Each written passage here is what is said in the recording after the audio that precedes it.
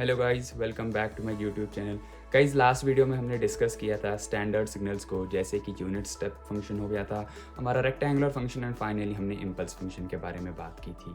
अगर आपने last video नहीं देखी होगी तो ऊपर आई बटन पे क्लिक करके पहले आप लास्ट वीडियो को देख लीजिएगा एंड देन इस वीडियो को कंटिन्यू कीजिएगा। तो इस वीडियो में हम लोग अब बात करेंगे सम प्रॉपर्टीज़ ऑफ इम्पल्स फंक्शन। तो गाइस, फटाफट से वीडियो को शुरू करते हैं।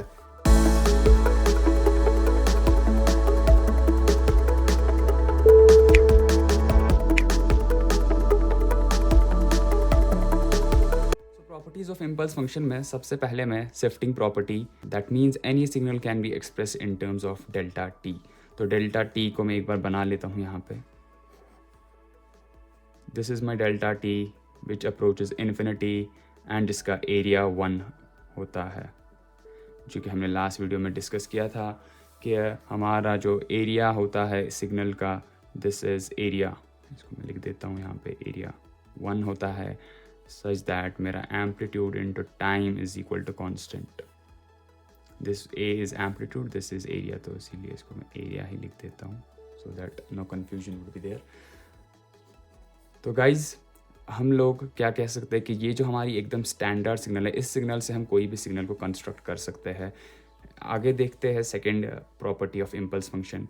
अगेन इस चीज़ को हमने लास्ट वीडियो में अच्छे से डिस्कस किया था कि area under impulse function is 1, जो कि अभी मैंने कहा, that means integral of del t d t from minus infinity to plus infinity is equal to 1, because integration is nothing but area, so that means area is equal to 1, area under impulse function is 1. The third property says कि delta of minus t जो है is equal to delta t, that is a one function, and सीधे हमें इस graph से पता चल ही रहा है कि that whatever value it takes for time in positive axis, वही सेम वैल्यूज ये ले रहा है for t time less than 0. Fourth property में गाइज हम लोग सैम्पलिंग प्रॉपर्टी की स्केलिंग प्रॉपर्टी की बात करते हैं। अगर डेल्टा ऑफ ए टी है, मतलब मैंने इसको सैम्पल कर दिया विद सम कांस्टेंट a, तो it will be equal to 1 by modulus of a delta t. इसका क्या सिंपल सा मतलब है, सपोज अगर आप लोग डेल्टा ऑफ 2t लिखते हैं तो मैं इसको लिख सकता हूँ सिंपली 1/2 डेल्टा ऑफ t. अगर मैं डेल्टा ऑफ -3t लिख दूँ सपोज, इसको भी आप लिख सकते हैं 1/3, बिकॉज हेयर मॉडुलस है, तो 1/-3 will be 1/3 delta t. Simple property है, ये चीज़ आपको याद रखनी होगी. देन हम लोग फिफ्थ प्रॉपर्टी पे आएंगे, that is product property. That is अगर मैं किसी unknown signal x of t को मल्टीप्लाई करूँ with my delta t which is shifted by t not, delta t minus t not is nothing but the signal delta t is shifted by t not towards right. इस चीज़ को भी हम लोग आगे detail में पढ़ेंगे कैसे हम शिफ्टिंग करते हैं सिग्नल्स की, बट अभी के लिए याद रख लो कि this delta t minus t not is nothing but it is a signal. If this is my origin, so delta t will be shifted to t naught. अब delta t will 0 पे नहीं होगा बल्कि t naught पे होगा. So यहाँ मेरा delta t है. And अगर मैं किसी unknown signal x of t, suppose x of t can be anything, sine signal, logarithmic signal, exponential signal, कुछ भी हो सकता है मेरा x of t. अगर मैं उसको मल्टीप्लाई करता हूँ इसके साथ, सपोज इन दिस केस मैं एक सिंपल एक रेक्टेंगुलर सिग्नल यहाँ पे ले लेता हूँ, तो यहाँ पे क्या होगा जब मैं इसको मल्टीप्लाई करूँगा, ऑब्वियस सी बात है, क्योंकि मेरा डेल्टा ऑफ टी 0 होता है for every time except this t not, तो ये सब को 0 कर देगा और खाली वैल्यू देगा उस वैल्यू टी नॉट के लिए. सपोज अगर ये टी नॉट 3 है मान लेते हैं, एंड दिस इज़ 2 4 एंड बीच में कहीं 3 है, तो ऑब्वियसली ये 3 देगा मेरा. ये 3 बाकी जितने भी वैल्यूज़ होंगे 2 से 4 के बीच, उन सब में 0 हो जाएगा एंड सिर्फ ये 3 पे वैल्यू आ जाएगी.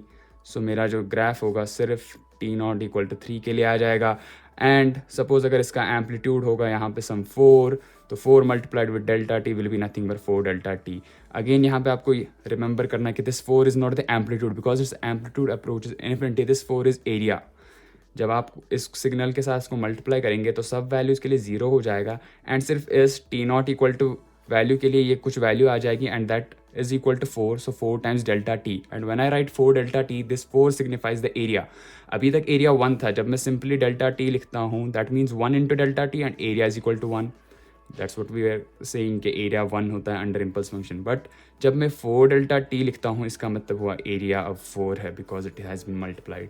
सो that's what the property says. अगर आप किसी अननोन सिग्नल को शिफ्टेड इम्पल्स सिग्नल के साथ मल्टीप्लाई करते हो, the resultant signal will be, वो टी नॉट का वैल्यू आप एक्स ऑफ टी में डालेंगे, this t not goes to there, x of t not, similar case ये एक्स ऑफ टी था, तो एक्स ऑफ टी नॉट पे क्या वैल्यू थी 4, तो वो 4 यहाँ पे आया, x of t not and delta of t minus t not as it. So I guess ये आपको क्लियर हो चुका होगा प्रोडक्ट प्रॉपर्टी में, सिंपली आपको टी नॉट से रिप्लेस करना है आपका एक्स ऑफ टी। सो हम लोग कुछ एग्जाम्पल्स देखेंगे, आप लोगों को इससे कवर हो जाएगा कि हम लोग प्रोडक्ट प्रॉपर्टी को कैसे यूज़ कर सकते हैं। सो फर्स्ट एग्जाम्पल में हमने कॉस टी, जो कि मेरा एक्स ऑफ टी है, उसको मल्टीप्लाई किया हुआ है delta of t minus pi by 4. So it is an impulse function and it is shifted by pi by 4. तो my t naught value is pi by 4. तो मैं क्या करूँगा, सिंपली इसको लिख दूंगा cos of t naught and t naught is pi by 4, cos pi by 4 into delta of t minus pi by 4. Cos pi by 4 is nothing but 1 by root 2 delta of t minus pi by 4. तो simply मेरा ये answer हो जाएगा। बहुत ही simple है, logical सी बात है, आपको मल्टीप्लाई करना है, बाकी से जितने भी वैल्यूज़ है पाई बाई 4 से पहले की वैल्यूज़, पाई बाई 4 के बाद की वैल्यूज़, वो सब ज़ीरो हो जाएंगी, क्योंकि मेरा इम्पल्स फंक्शन सिर्फ यहाँ पे पाई बाई 4 पे होगा delta of T.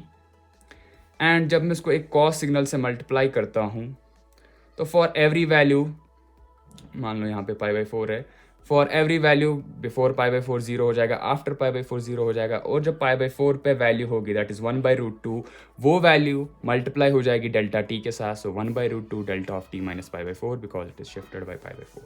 So I guess ये क्लियर हो चुका होगा। हम लोग सेकंड एग्जाम्पल को देखिए, यहाँ पे मैंने ऑप्शंस भी दिए हुए हैं, आप लोग चाहे तो वीडियो को पॉज करके सही ऑप्शन को कमेंट में लिख सकते हैं। जो भी वीडियो का टाइमलाइन चल रहा होगा आप लोग टाइम स्टैम्पिंग के साथ कमेंट कीजिएगा आंसर।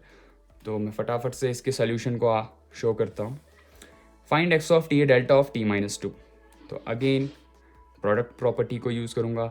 इस बार एक्स ऑफ टी मुझे इस सिग्नल के फॉर्म में दिया गया है एंड मेरा जो ये इम्पल्स फंक्शन है वो 2 से शिफ्टेड है। तो अगर मेरा इम्पल्स फंक्शन मैं यहाँ पे ड्रॉ करूँ, डेल्टा ऑफ टी वो 2 पे शो कर रहा है, that's why it is delta of t minus 2। अब मैं सिंपली यहाँ पे आपको डेल्टा ऑफ टी दिखा के रिप्रेजेंट कर रहा हूँ। नाउ जब मैं इस सिग्नल से इसको मल्टीप्लाई करूँगा तो बाकी सारी वैल्यूज़ बिफोर 2 एंड आफ्टर 2 तो ज़ीरो हो जाएगी, बस जो 2 पे वैल्यू होगी दैट इज़ मैं लिखूँगा x of 2 delta of t minus 2, कि टी को रिप्लेस कर दूंगा टी नॉट से, सेम। नाउ एक्स ऑफ 2 की वैल्यू हमें इस ग्राफ से पता करनी होगी, बट गाइज अगर आपने मेरे प्रीवियस वीडियोस देखे होंगे तो आपको पता होगा कि at t equals 1 2 and 3, sorry 1 यहाँ पे कंसिडर नहीं होगा, at time t equals 2 and 3 ये सिग्नल जो है मेरा सिग्नल के प्रॉपर्टी को ओबे नहीं कर रहा है, क्योंकि at time t equal to 2 मेरा सिग्नल राइज हो रहा है, so it covers multiple amplitudes at a single time.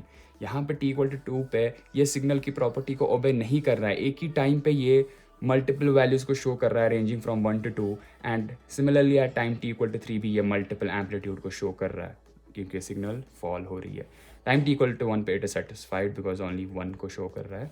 So T equal to 2 T equal to 3 signal मेरी डिफाइन नहीं है, so X of 2 is not defined. So guys इसका answer not defined होगा। जिन्होंने ये करेक्ट आंसर चूज़ कर लिया हो गया उनके लिए कॉन्ग्रेचुलेशंस, एंड जो बाकी लोग होंगे जिन उनको ये चीज़ समझ नहीं आई होगी वो लोग मेरे प्रीवियस वीडियोस को रेफ़र कर ले ऊपर आई बटन पे क्लिक करके। तो फाइनली हम लोग अपने 6th प्रॉपर्टी को पढ़ते हैं, that is sampling property. Sampling property is हम लोगों ने यहाँ पे सेम अननोन सिग्नल को मल्टीप्लाई किया है शिफ्टेड इम्पल्स फंक्शन के साथ।